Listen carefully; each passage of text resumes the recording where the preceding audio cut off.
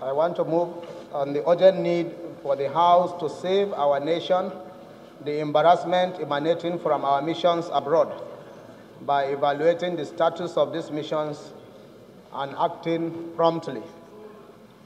Mr. Speaker, the House notes that the Nigerian Diplomatic Service was established by the Tafawa Balewa-led federal government in 1957, 3 years before Nigeria's independence, to prepare the nation for its foreign representation after independence and to afford her an opportunity to play major roles in the affairs of the globe.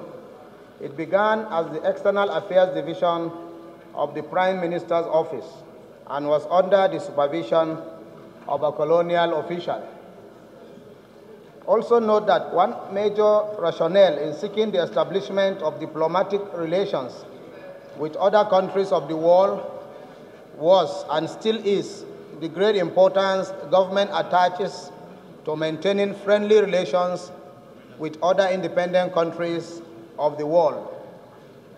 This is hinged on the belief that diplomacy facilitates communication and regular interaction among leaders of states and other entities in the world politics. As such, establishing diplomatic relations with other countries is usually seen as a vital tool for minimizing frictions in interstate relations, promoting the security of state, and establishing some form of international Honorable order. Colleagues, Aware order. that another major reason I believe that Speaker is being distracted. probably accounts for Nigeria's establishment of diplomatic missions, even right from independence, is the preserved need to use diplomatic exchange as instruments of administrative and economic cooperation with other states. This probably explains why attention is still given to establishing missions in contiguous states and in states within the African and West African sub-region. This is in order to support positive and cooperative efforts for development. Also aware that Nigeria has over 100 of such missions scattered across all parts of the world, housing several staff from the Ministry of Foreign Affairs, Ministry of Interior, and others who are engaged in several aspects of diplomatic, economic, security, and consular duties, and that it is part of the statutory mandate of this House to, among other responsibilities, make annual budgetary provisions for all the aforementioned missions and to undertake oversight functions on them.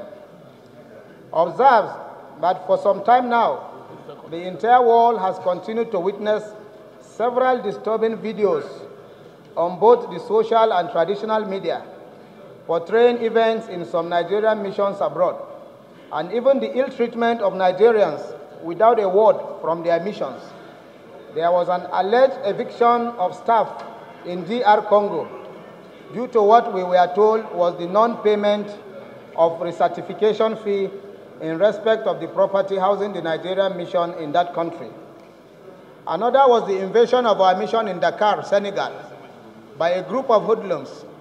And another was the breaking of car windscreens and vandalizing of other property belonging to a Nigerian mission by a Nigerian or a group that was said to be aggrieved with services of the mission.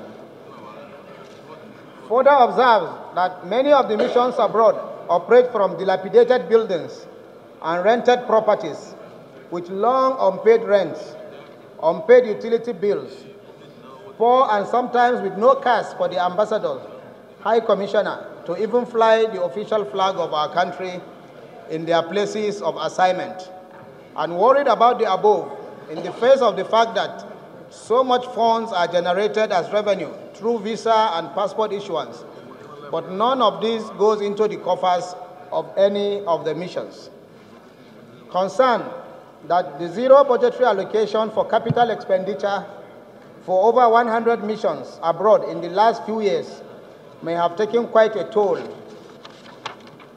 on their performance, especially in relation to our economic and citizens' diplomacy, which are the very planks of the present administration's foreign policy agenda, and that this negligence and abandonment of our missions abroad have the capacity to scuttle the good and noble intentions of Mr. President in his laudable efforts to revamp the poor perception that our nation's image had hitherto suffered in the global community over the past years before he took over the reins of governance. Disturbed that the condition of our missions abroad has become a sad caricature of what they should be and a laughingstock in the eyes of the world that pride us as the giant of Africa, and that in the midst of their challenges, these missions can neither attract any foreign direct investment into our nation nor possess what it takes to address the yearnings of the nation's citizens abroad. Mr. Speaker, the House resolves to call on the federal government to allow each of the missions abroad partake of the revenue generated from activities within its domain. This includes visa and passport issuance fees and others. This will no doubt enhance the work environment of the missions and make for a positive change in their outlook. Call on the federal government to adequately provide funds for the missions in order to take care of their capital expenditure every given year, a situation where there is zero budgeting for all the missions in this regard is to expect nothing from these missions. Call on the federal government to encourage the strict implementation of the smart mission concept in all of its missions abroad. I so move, Mr. Speaker.